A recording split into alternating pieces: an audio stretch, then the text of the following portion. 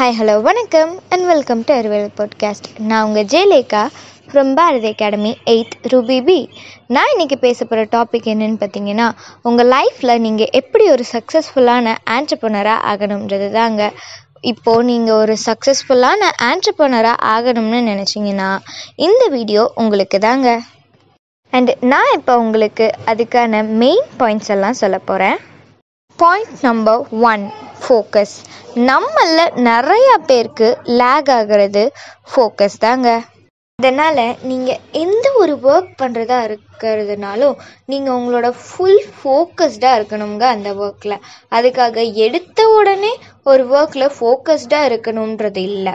உங்களோட ஐசைட் எப்போவுமே வைடாக இருக்கணும். வைடாக அப்சர்வ் பண்ணுங்கள் ஃபஸ்ட்டு. அதிலிருந்து உங்களுக்கு எது சூட் ஆகுதோ அதில் இருக்க ஒரு ஒர்க்கை பர்டிகுலராக சூஸ் பண்ணி அதில் உங்களோட ஃபுல் ஃபோக்கஸ்டை செலுத்துங்க. Point number 2, push. நம்ம எல்லாருமே நமக்கு பின்னாடி யாராவது ஒருத்தவங்க இருந்து நம்மளை புஷ் பண்ணி சப்போர்ட் பண்ணி மோட்டிவேட் பண்ணிக்கிட்டே இருக்கணும்னு தாங்க நினைப்போம். பட் ஆனால் அது நடக்காது. ஸ்டார்டிங் கொஞ்ச நாளைக்கு அவங்க சப்போர்ட் பண்ணுவாங்க, மோட்டிவேட் பண்ணுவாங்க. பட் அதுக்கப்புறம் நம்ம தான் சப்போர்ட் பண்ணணும், மோட்டிவேட் பண்ணணும். ஐ மீன் புஷ் யோர் செல்ஃப். சரி, இதெல்லாம் உங்களை பண்ண விடாமல் தடுக்கிறது யாரு? வேறு யாருங்க? நம்மளோட ஷைனஸ் தான். ஐ மீன் நம்ம நிறைய இடத்துல ரொம்பவே பயப்படுவோம்.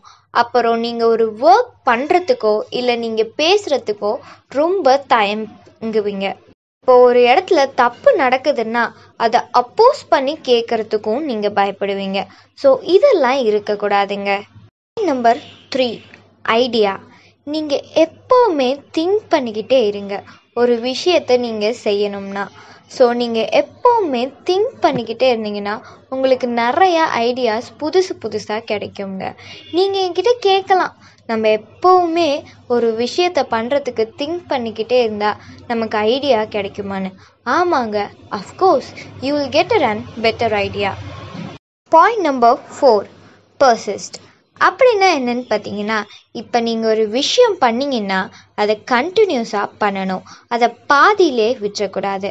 Because there is no overnight success. யாராலையுமே ஒரே நாளில் சாதிச்சிட முடியாதுங்க. அப்படி சாதிச்சாலும் அது நிலைக்குமான்னு கேட்டிங்கன்னா கிடையாது. யாரு கண்டா 10 வருஷம் 15 வருஷம் ஏன் 20 வருஷம் கூட ஆகலாங்க நம்ம அந்த விஷயத்தை அச்சீவ் பண்ணுறதுக்கு. அதனால் நீங்கள் எந்த விஷயம் பண்ணணும்னாலுமே அதை கண்டினியூஸாக பண்ணுங்க. So try again and achieve your goal. I think so. இந்த ஒரு இன்ஸ்பைரிங்கான ஸ்டோரி உங்களுக்கு பிடிச்சிருக்குன்னு நினைக்கிறேன். மீண்டும் இன்னொரு டாபிக்குடன் உங்களை சந்திக்கிறேன். Until then, it's bye from Jayalekha.